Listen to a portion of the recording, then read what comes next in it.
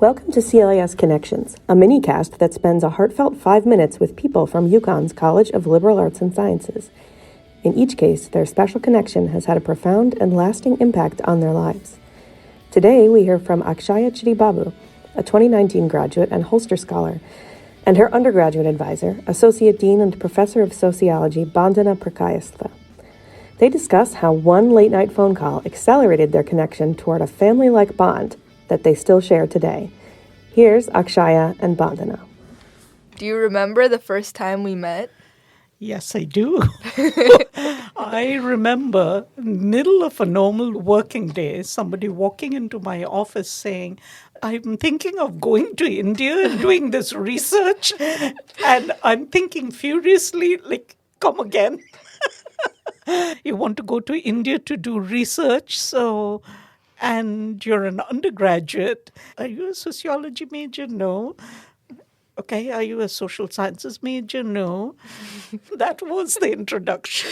Yeah. My impression was very positive, though, because you wanted to do something. You had reached out to people who you felt could guide you with that. So you were already doing the things that were necessary for somebody to carry out a successful research project. A lot of the hesitations I feel now, and the more that I know, I need to do all this preparation before I even think to talk to this person. I just showed up. I was like, the sociology building's right there. I live right here. Why not just, walk up there? I just knocked on your door and I was like, what's the worst that could happen? She says no. And you entertained me. I came in and you actually cared. You had no obligation to me. I wasn't your student. I wasn't even a sociology major, but you heard me out and you actually were interested in what I was saying.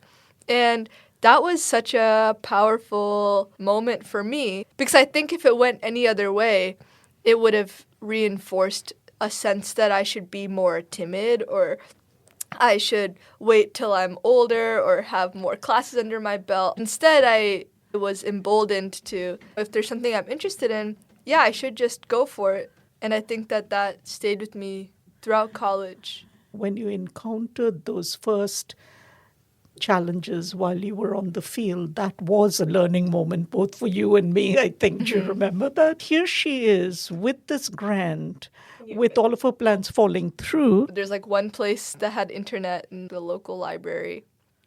I was like, you know what? I just need to call Professor Purkayastha. And I think it was a very odd hour for you.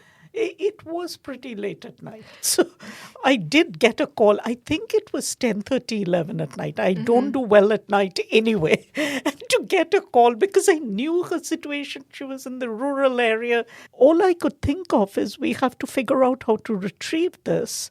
And you ended up with a very good end product. India has a huge issue with cervical cancer. It shoulders close to a third of the world's cervical cancer burden.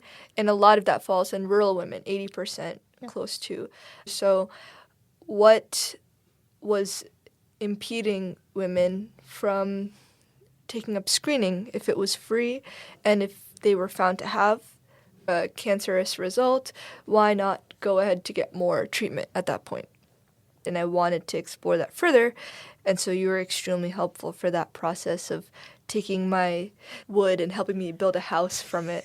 I think that you are someone who treats your students like family. You want what's best for them, and you hold them to high standards, and you don't hold back when it comes to the ways that you can help them. But you're also not afraid to tell them how it is,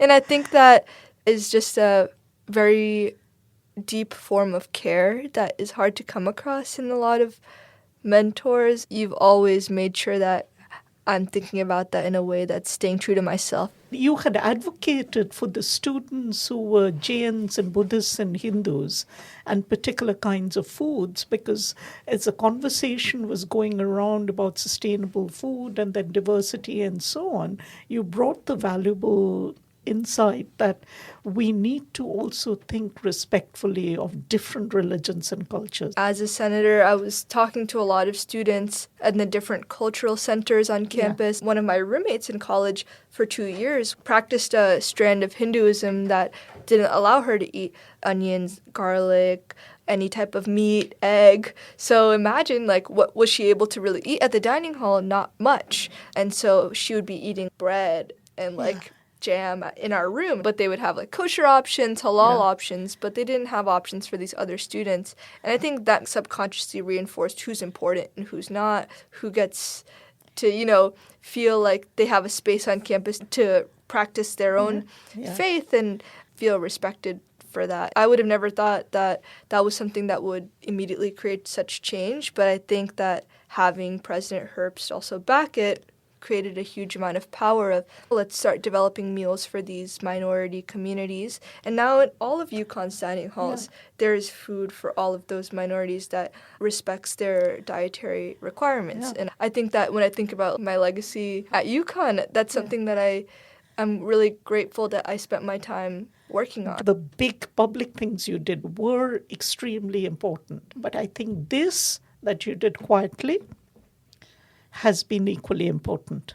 Thank you.